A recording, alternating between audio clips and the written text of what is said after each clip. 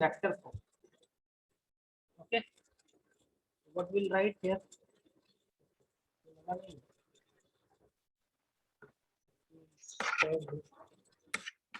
Coulomb's law in vector form. Vector form में Coulomb's law को कैसे लिखते देखिए?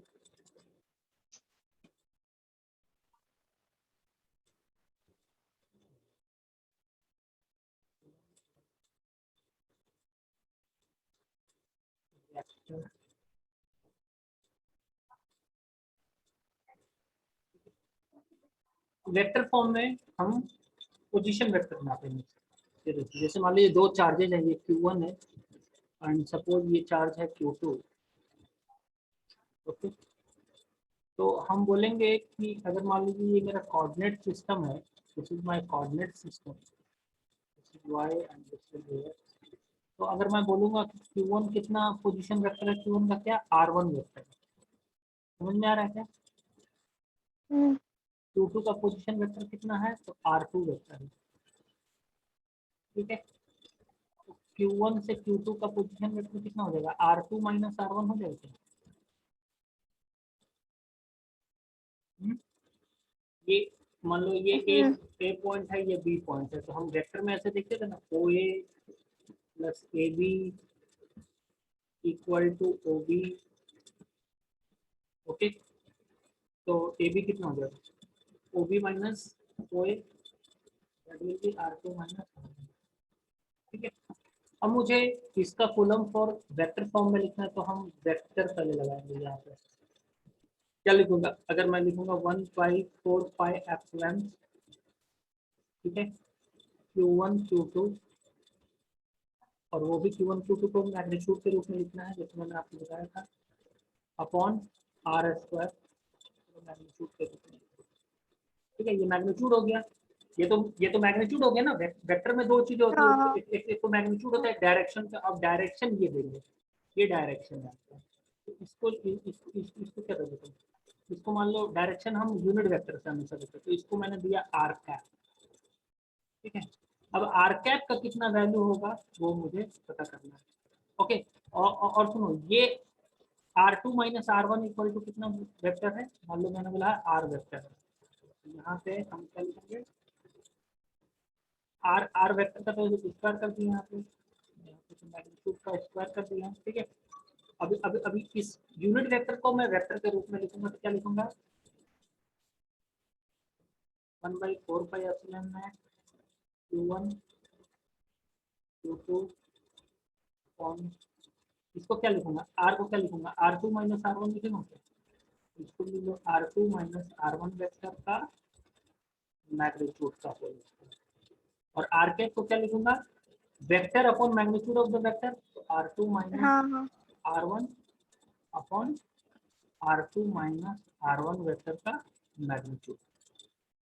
ये हो गया आपका 1/4 pi epsilon Q1 Q2 into R2 minus R1 vector upon R2 minus R1 vector का क्यूब। समझ में आ रहा है ना? इसी करते Coulomb's law in vector form, Coulomb's law in vector form, जो कि यहाँ लिखा हुआ है। ठीक है, ओके, ठीक है, समझ में आया क्या? ओके। ओके, अब देखो इसका सबसे सिंपल एग्जांपल मैं बता देता हूँ। जैसे मान लो ए है, ये पॉइंट है, ये 2 3 पे है। बी पॉइंट है आपका माइ 4 और मान लो 4 और 8 मान लो। ठीक है, जबकि 4 और 8 तो नहीं है, 4 और 5 4 और 5। ठीक है, अब आपको बताना है कि इसका Coulomb's law in vector form में आप क्या लिखेंगे, तो इसका मैग्नीट्यूड कितना लिखेंगे। और यहाँ पे चार्ज रखा हुआ है 2 कूलम, और यहाँ पे बताओ कितना होगा, जल्दी बता दो, जल्दी बता दो।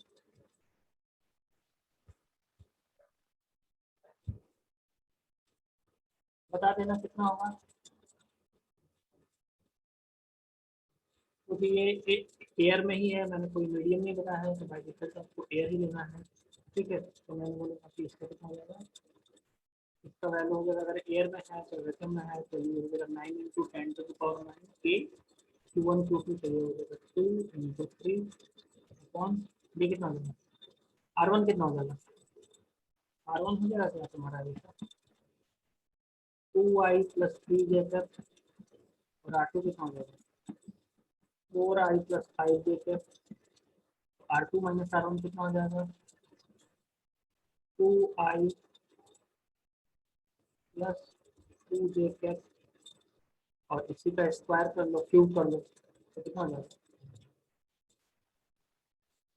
2 4 और 8 हो गया ना, 2 का स्क्वायर प्लस 2 का स्क्वायर 8 हो गया, अंडर रूट 8 हुआ कि नहीं, अंडर रूट 8 और इसका क्यूब तो 3/2 हो गया। समझ में आ रहा है ना इसका हम्म, आर कैप जो R2 माइनस R1 है उसका मैग्नीट्यूड कितना मिलेगा 2 plus 2 whole square plus 2 root 2। Okay, तो ये कितना आ रहा है बताना, 2 रूट 2 तो ये हो जाएगा 8 तो ऐसे ही आ गया, 8 आ गया ना जी, हाँ हाँ 2 इंटू 3 ये हो गया 8 और रूट 2 तो 2 हो गया फिर से क्या, ये आएगा क्या, ये आएगा, तो ये आंसर हो गया आपका 9 इंटू 10 9 इंटू 2 इंटू 3 8/√2, ठीक है। ओके, और सर ऊपर I 2 I प्लस हाँ 2J हाँ भी तो था। हाँ 2i प्लस 2j, ओके ये भी है, ठीक है, ये वेक्टर फॉर्म में है। Okay, okay. तो अब देख कि जैसे मान लो कोई भी बॉडी है, ठीक है, जैसे कोई भी बॉडी है तो इस पे जो फोर्स लग रहा है ना, F1 फोर्स लग रहा है, F2 फोर्स लग रहा है, इसी तरह F3 और डॉट डॉट डॉट करके Fn फोर्स लग रहा है, तो नेट फोर्स जो होगा वो इन सबका वेक्टर सम होगा, इसी को कहते हैं सुपरपोजिशन, समझ में आ रहा है, वेक्टर सम, ठीक है, ठीक है। अब यहाँ पे हम्म, यहाँ पे तो मैंने मास का कॉन्सेप्ट बताया, मान लो यहाँ पे चार्ज रहता है, क्यू चार्ज, तो इस पे Q1 के द्वारा एक फोर्स लग रहा है, मान लो F1, Q2 के द्वारा एक फोर्स लग रहा है, तो माइनस Q3 के द्वारा फोर्स लग रहा है, समझ में आ रहा है, ऐसे ऐसे, तो नेट फोर्स कितना हो जाएगा, फिर से ऐसे समेशन करना पड़ेगा, इसी को सुपरपोजिशन कहते हैं, ठीक है, समझ में आया क्या, ठीक है। तो सबसे छोटा हम्म, छोटा क्वेश्चन, सबसे पहला क्वेश्चन हो गया,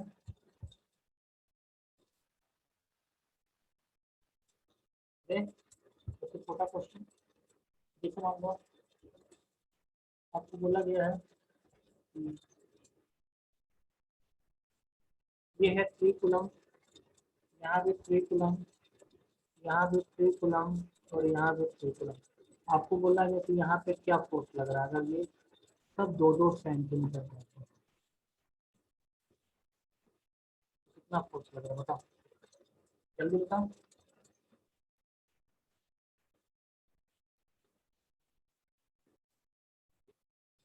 जैसे इस 3 कूलम के कारण इस पे फोर्स कितना लगा, तो इतना लगा K इंटू क्यू ये, ओके। ओके, तो इसको मैंने बोला F, ये ध्यान रखना, इसके द्वारा फोर्स किधर लगेगा, इधर लगेगा, तो ये कितना लगेगा, ये मैंने ये ये भी उतना ही लगेगा क्योंकि ये भी 2 सेंटीमीटर है, ये करेक्ट ना, हाँ सेम लगेगा, ये हाँ। भी, तो ये इधर भी F ही हो जाएगा, ठीक है, और इसके द्वारा जो फोर्स लगेगा वो कुछ ऐसा लगेगा क्या? हाँ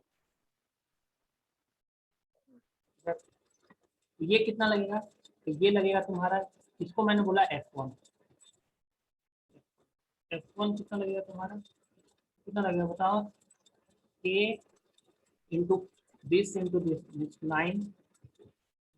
अपॉन ये हो जाएगा 2√2 हो जाएगा क्योंकि 2 है, ये भी 2 है, तो इतना 4 4 8 2√2, तो 2√2 का होल स्क्वायर मीन्स मैंने √8 का whole square 8, right, into 10⁻⁻⁴, right ना।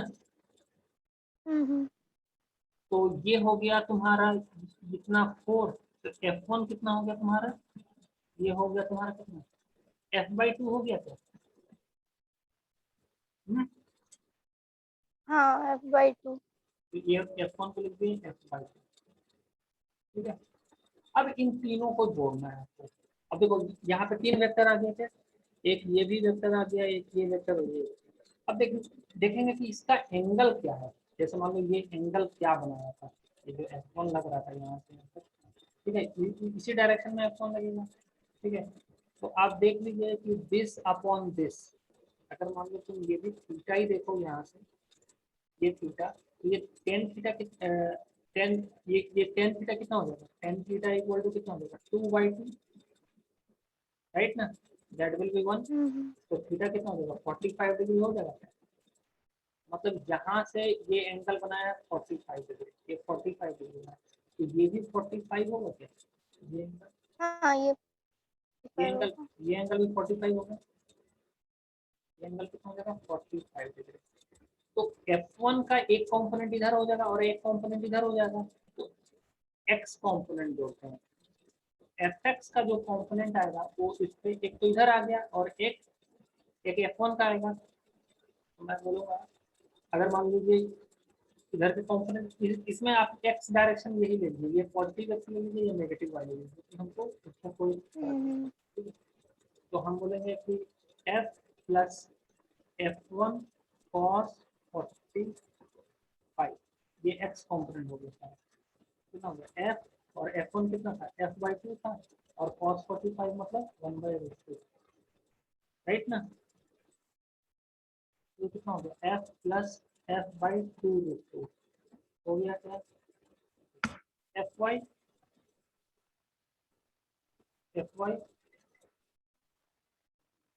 Fy कितना, ओके। चाहे चाहे आप ऐसे भी कर सकते थे, देखो ये f है, ये मान लो f है, और ये भी f है, दोनों के बीच का एंगल है 90 डिग्री, 90 डिग्री। इन दोनों का रिजल्टेंट किधर आता है, इन दोनों का रिजल्टेंट अगर इक्वल फोर्सेस रहते हैं, दो वेक्टर मान लो, दो वेक्टर अगर इक्वल रहता है, मान लो ये भी a रहता है और ये भी a रहता है, दोनों के बीच का एंगल 90 डिग्री रहता है, तो r कितना होता है, r होता है ना, यही r होगा ना, ये r कितना होता है a√a² 2 cos 90, तो ये हो जाएगा 2a² √2a हो जाएगा r, √2a, और एंगल कितना हो जाएगा फिर से एंगल देखो, ये हो जाएगा मान लो a, और ये हो जाएगा रूट रूट 2a, तो ये फिर से 45 डिग्री बने। मतलब आपको इतना करने की जरूरत भी नहीं थी, इसी को ही इसका और इसका रिजल्टेंट आप निकालते तो ये इधर ही आ जाता है, इसका और इसका हाँ रिजल्टेंट कितना आ जाएगा इधर में, ये इसी में आ जाएगा, क्या क्या आ जाएगा f, जैसे √2 रहा है तो इसमें आ जाएगा √2f, समझ में आ रहा है, √2f इसी डायरेक्शन में, समझ में आ रहा है, √2f इसी डायरेक्शन में आ जाएगा। तो एफ नेट कितना कितना हो गया, एफ नेट हो गया आपका F1 प्लस √2f, और F1 का वैल्यू आपने कैलकुलेट किया, ये नहीं, ये नहीं, सॉरी, F1 का वैल्यू है F/2, ये हो जाएगा F/2 प्लस √2f, ये आपका फाइनल आंसर निकल गया। और किस डायरेक्शन में, एक्स एक्सिस से 45 डिग्री की डायरेक्शन में, वो मैग्नीट्यूड ये हो गया, और डायरेक्शन अगर पूछेगा तो 45 डिग्री के एंगल में वो डायरेक्शन है, ठीक है। ऐसे भी कर सकते हैं, नहीं तो फिर इसको निकालोगे तो Fy भी फिर इतना ही आएगा, Fy क्या रहता है f प्लस F1 sin 45, मतलब दिस वन होंगे f प्लस F/2√2, और फिर इन सबका स्क्वायर करते, मतलब √2 ऑन दिस, क्योंकि f भी वही है, ये √2a हो जाएगा, तो √2f प्लस ये √2, तो फिर से वही हो जाता है √2f, यही आंसर है, ठीक है। इसको मान लो Fr अगर आप करते हैं एफ नेट क्या होता है, x का होल स्क्वायर प्लस Fy का होल स्क्वायर, √2, ये कितना f प्लस F/2√2, तो लेने के आंसर उतना ही आता है, लेकिन अच्छा किया आपने पहले ही हमने निकाल दिया, ठीक है। तो ऐसे आपका भी इतना ही आया होगा, आई होप दैट, हाँ ये क्वेश्चन है, the point charges q 8q 27q dot dot dot 1000q are placed at distance of x equal to d 2d 3d up to 10d. The point charge is placed at origin. Find the net electric force on q पे net electric force कितना होगा ये आपको बताना है. तो ये diagram कुछ ऐसे बनेगा क्या, ये ओरिजिन मान लो है, यहाँ पे यहाँ यहाँ पे q रखा है, ये वाला ये q छोटा q,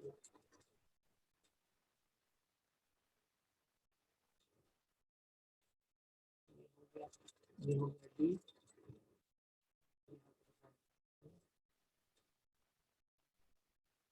तो d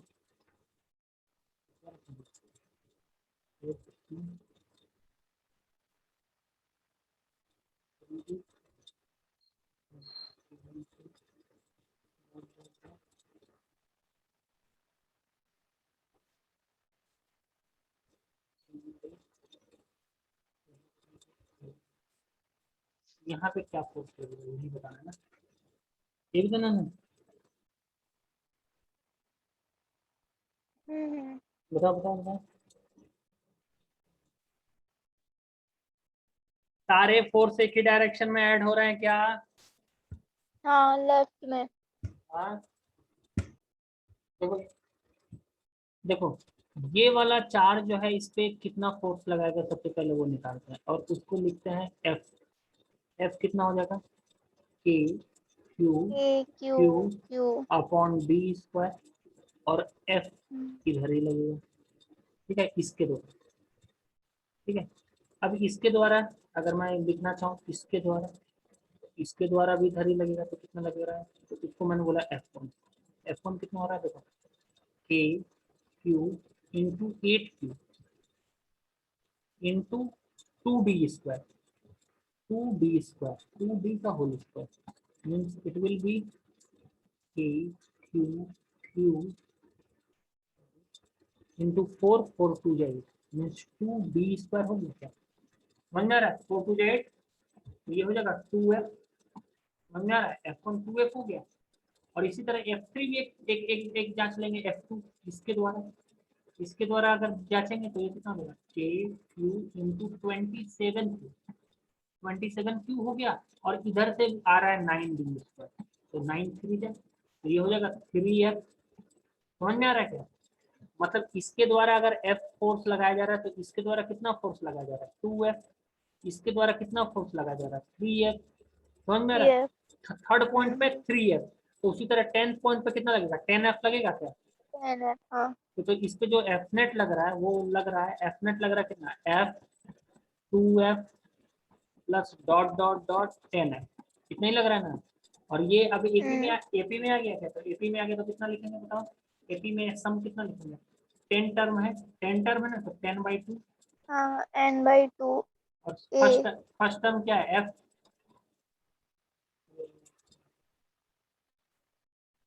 ओके ओके. हाँ f2 e. आप आपने एफ ही कॉमन निकाल दिया इसमें ना, एफ ही हाँ. कॉमन निकाल दिया, एफ कॉमन निकाल के 1 2 प्लस डॉट डॉट डॉट 10 तक कर दिया, ये हो गया एफ.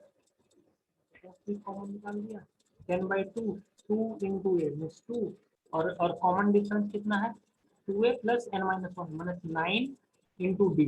डी कितना है 1 1 ही है ना, ये कितना हो जाएगा, ये जगह 55 हो जाएगा क्या, 9 2 11, 55. हाँ सर 55. 55 एफ. तो 55 एफ का वैल्यू हमने निकाल लिया पहले, ये ना 55 इंटू ए क्यू क्यू अपॉन 3 स्क्वायर, ये आंसर होगा. समझ में आ रहा है क्या. ओके, अब तो के का वैल्यू रख लो. अगर आप हाँ. क्वेश्चन नहीं रखोगे तो भी चलेगा, क्योंकि लोगों को तो पता है कि ये के का वैल्यू कितना है. ठीक है, ओके ओके. ठीक है. अब देखिए कॉन्सेप्ट ऑफ इक्विलिब्रियम.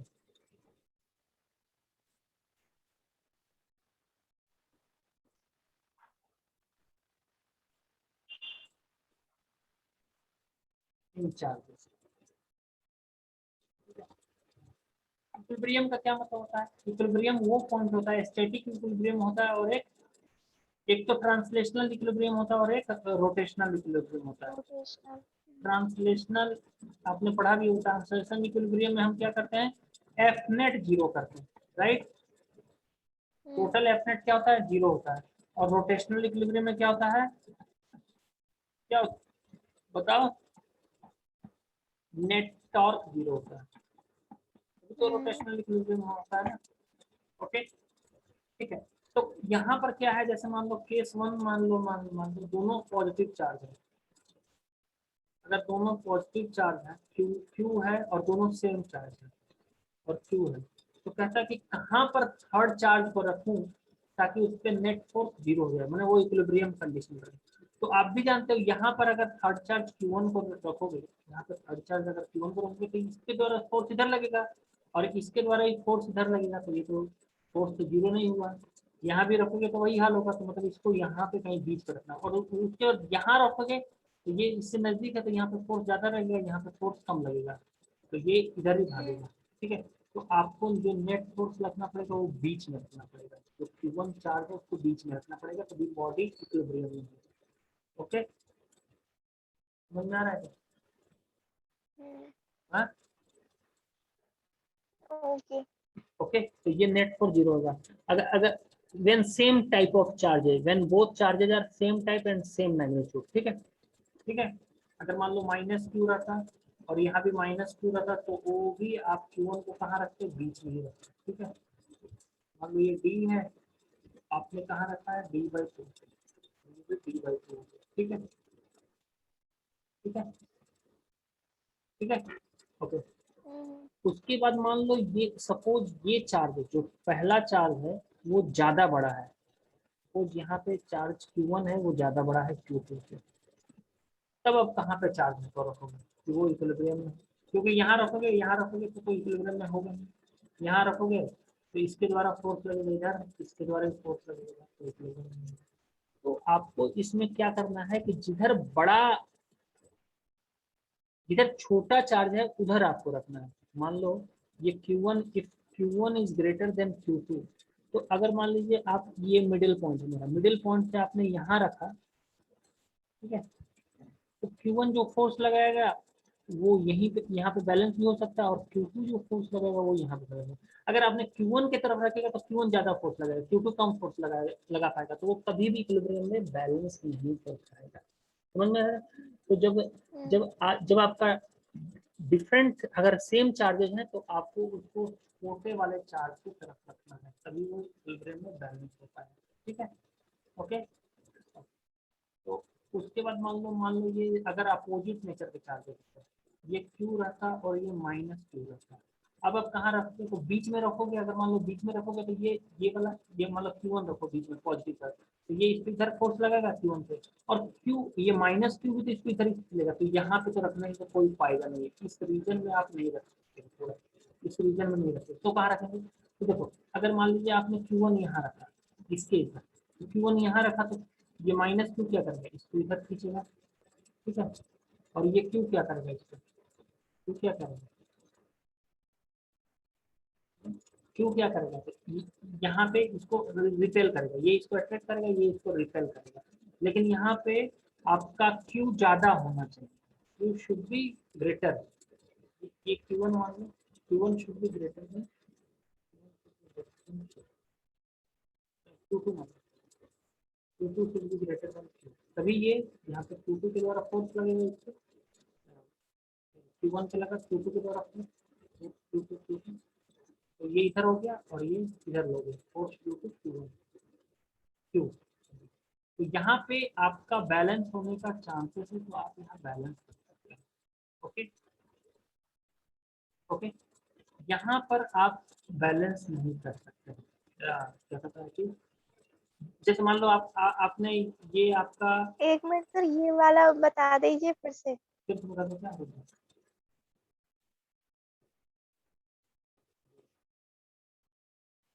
जैसे मान लो मैंने बोला था कि अगर मान लो सबसे पहले मैंने बोला था कि आपको, सबसे पहला चीज मैंने बोला था कि अगर मान लो दोनों अपोजिट चार्ज होते हैं, ये क्यू रहता है, ये माइनस क्यू रहता है, ठीक है, सेम टाइप के चार्ज रहते हैं, तो आप यहाँ पे कहीं भी रखो, बीच में रखोगे, तो बीच में रखोगे तो अगर मान लो Q1 है रखा बीच में, तो ये वाला जो चार्ज है इसको इधर फोर्स लगाएगा और ये वाला फोर्स इधर लगाएगा, और इधर अगर मान लो कहीं रखा तो ये वाला तो फोर्स इधर लगाएगा, लेकिन इसके द्वारा जो फोर्स लगेगा वो कम हो जाएगा। तो यहाँ पर भी वो इक्विलिब्रियम में नहीं है और यहाँ पर भी इक्विलिब्रियम में नहीं है। तो उसको इक्विलिब्रियम में लाने के लिए आपको क्या करना पड़ेगा कि ये जो चार्ज है, और मैंने इसके पहले जो बताया था वो दूसरा कंडीशन था, वो अभी बता रहा हूँ, ये -2 है, ठीक है। तो आपको यहाँ इस लाइन पे आप इक्विलिब्रियम पे नहीं पहुंचा सकते, तो आप क्या करेंगे, इसको यहाँ पे करेंगे, इस लाइन पे, परपेंडिकुलर लाइन पे ले चलेंगे। तो अगर मान लीजिए परपेंडिकुलर लाइन पे ले चले, यहाँ ले गए, तो इसके द्वारा जो फोर्स लग रहा है, ये प्लस चार्ज है, इसके द्वारा फोर्स लग रहा था वो इधर लग रहा है, राइट।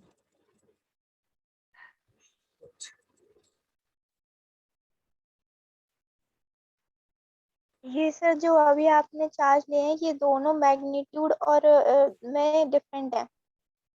नहीं नहीं, सेम सेम टाइप के हैं, अच्छा। दोनों सेम टाइप के, ठीक है। तो तो इसके द्वारा अगर फोर्स लगेगा इस पे, इसके द्वारा फोर्स लगेगा तो ये इधर लगाएगा, और इसके द्वारा फोर्स लगेगा तो वो इधर लगाएगा, तो यहाँ पे नेट फोर्स कुछ इधर होगा, तो ये इक्विलिब्रियम में आ ही नहीं सकता इस कंडीशन में, ठीक है। तो इसको क्या करना पड़ेगा, अगर इक्विलिब्रियम में लाना होगा, अगर अगर इक्विलिब्रियम में लाना है तो हमें क्या करना पड़ेगा इसको,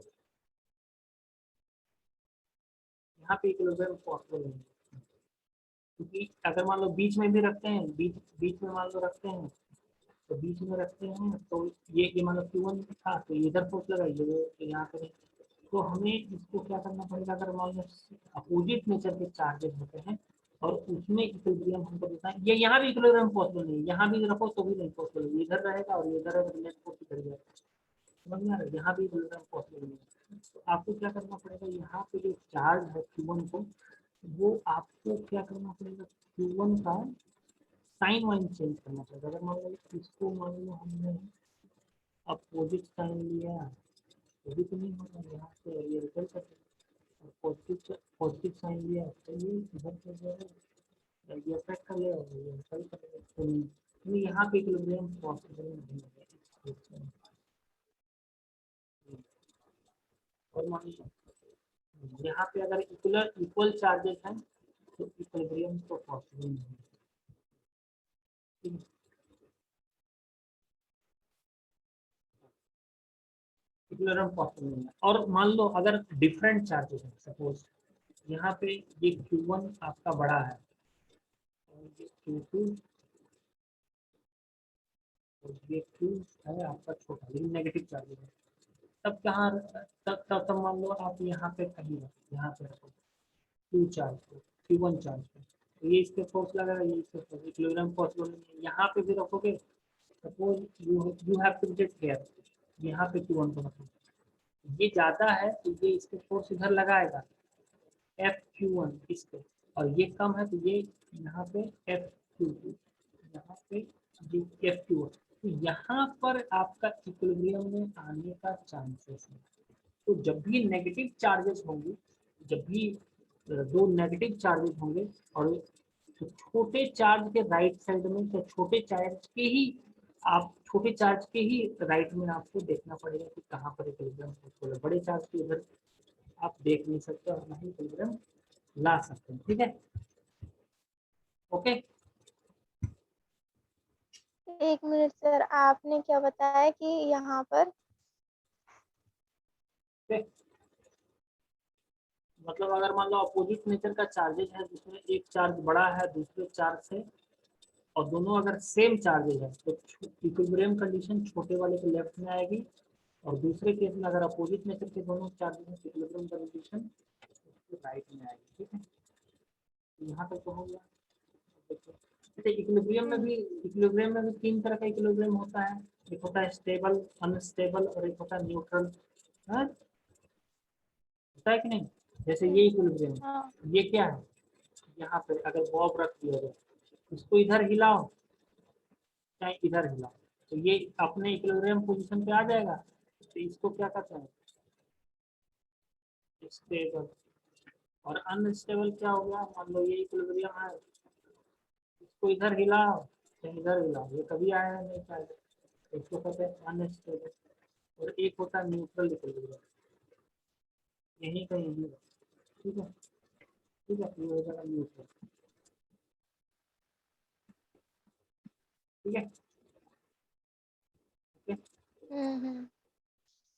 अब देखिए यहाँ पे मैं आपको बताने जा रहा हूँ चार्जेस के रूप में कैसे अनस्टेबल और ये करता है। अगर मान लो ये चार्ज था Q, ये भी चार्ज था Q, ठीक है, आपका बीच का चार्ज था Q1, आपने Q1 को क्या किया कि इधर हिलाया, थोड़ा सा इधर कर दिया, इधर जैसे ही आपने करेंगे तो ये वाला फोर्स ज्यादा हो जाएगा, ये वाला फोर्स इसको लगना शुरू हो जाएगा, इधर इधर ज्यादा फोर्स लगेगा और इधर का कम फोर्स लगेगा, तो ज्यादा फोर्स क्या करेगा कि इसको फिर से यहाँ पे धकेल देगा। ठीक है, चाहे इसको इधर हिलाओ चाहे इसको इधर हिलाओ, अगर इधर हिलाओगे तो इसके द्वारा ज्यादा फोर्स लगने लगेगा, इसके द्वारा कम, तो ये इधर इसको 50 किलोमीटर पे धकेल देगा, तो इसको क्या कहते हैं स्टेबल इक्विलिब्रियम। इस कंडीशन को उपयोग करते हैं स्टेबल। स्टेबल इक्विलिब्रियम के कैसे कैसे क्वेश्चन आते हैं टाइम पीरियड कैलकुलेशन में।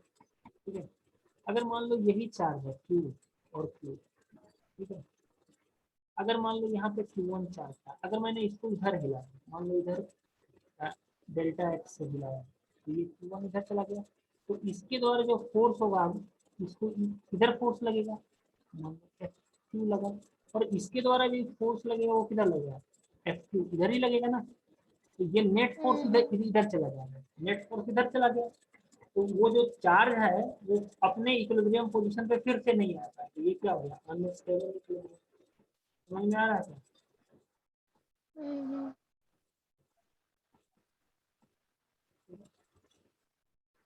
तो ये सारा चीजें हैं। ठीक है, तो इसमें निकालने आता है एक क्वेश्चन क्या आता है वो मैं आपको बता रहा हूँ। ठीक है, मतलब सर आपने अच्छा, हाँ बोलो बोलो बोलो बोलो। मतलब कि फर्स्ट केस है वो स्टेबल है और दूसरा वाला अनस्टेबल है। अनस्टेबल, आपको आपको बताना है कि Q1 is slightly displaced by x towards right. Find the time period of oscillation.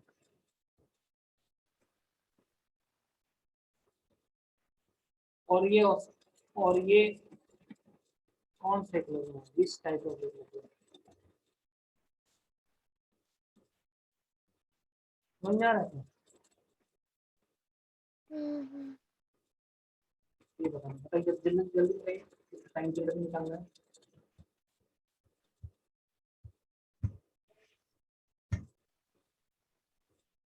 देखिए इसके द्वारा जो फोर्स लगा, ये Q के द्वारा इस पे फोर्स लगा, अगर मान लो x ये स्लाइटली डिस्प्लेस करके यहाँ आ गया, ये x स्लाइटली डिस्प्लेस करके ये Q यहाँ आ गया, तो इसके द्वारा जो फोर्स लगा इस पार्टिकल के द्वारा और इस पार्टिकल, इसको मैंने लिया है F1, तो F1 कितना लिखेंगे, F1 लिखेंगे K Q Q1 upon L plus x का होल स्क्वायर, और ये राइट में होगा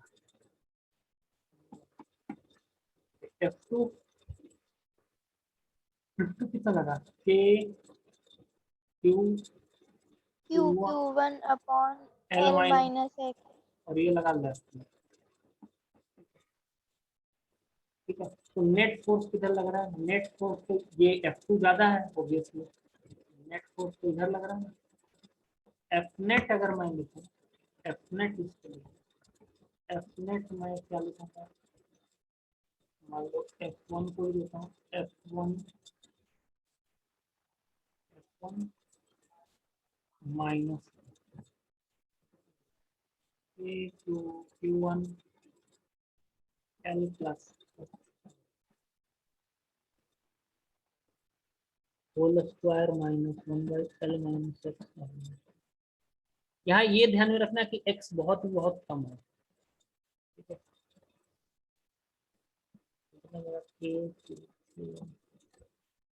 इसको सर वैसे L माइनस एक्स पहले करके माइनस नहीं कर सकते?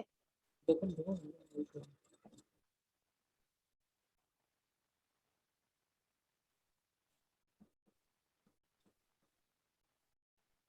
ठीक है, अब देखो x खुद ही कम है और x स्क्वायर अगर हो गया तो वो वैल्यू को आपको नेग्लेक्ट करना पड़ेगा। तो एफ नेट जो आया यहाँ पे, ये एफ नेट आ रहा है आपका के Q one L L square plus x square, और यहाँ पे L square plus x square cut जाएगा यहाँ पे, तो यहाँ पे माइनस टू एल एक्स बचेगा और यहाँ पे भी माइनस टू एल एक्स बचेगा। तो कितना हो जाएगा, माइनस फोर एल एक्स हो गया। तो समझ में आया क्या? और हाँ यहाँ पे क्या होगा, L to the power four neglect X square as X is very very small, X is very very small, very small. ये एल से एल कटा तो क्यू हो गया, तो एफ नेट आया यहाँ से, एफ नेट कितना आ गया, k Q Q one minus है माइनस के Q Q one into four x upon L Q. और एफ नेट, तो एफ नेट आया जो कि रीस्टोरिंग फोर्स है। F net, F net minus में है मतलब ये इधर लग रहा है। ठीक है, तो एफ नेट को आप लोग लिखते थे क्या, लिखते एफ नेट इक्वल टू क्या था, मास इंटू एक्सेलरेशन लिखेंगे। तो हाँ मास, हाँ मास हम लोग यहाँ पे ये इसका मास एम था,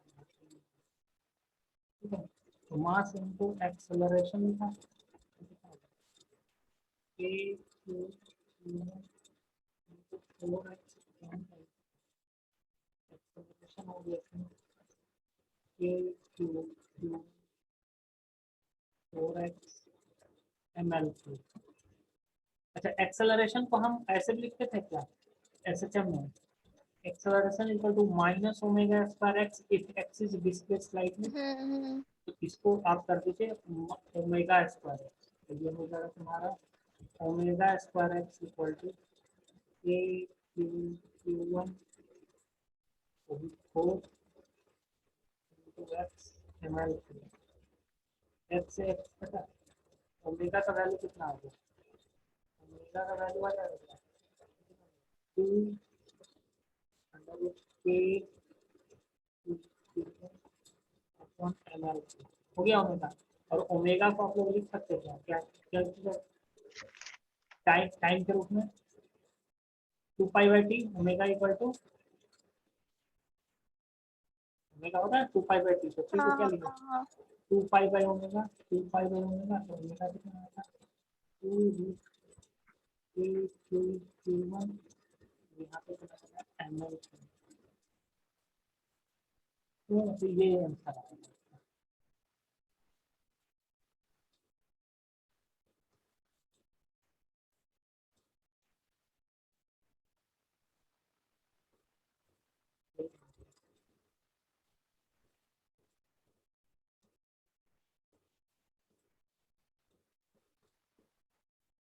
समझ में आया क्या, टाइम करेक्ट कैसे निकला।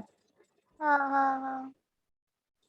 ऐसे ही आप हर जिसमें भी इक्विलिब्रियम का केस है, इसमें इसमें बेसिकली दो कॉन्सेप्ट यूज हो गया, एक तो कूलम्ब लॉ यूज हुआ है और एक आपका कॉन्सेप्ट ऑफ इक्विलिब्रियम, और इक्विलिब्रियम में भी ऐसा वो क्या कहता है ऑसिलेशन का कॉन्सेप्ट यूज हुआ है।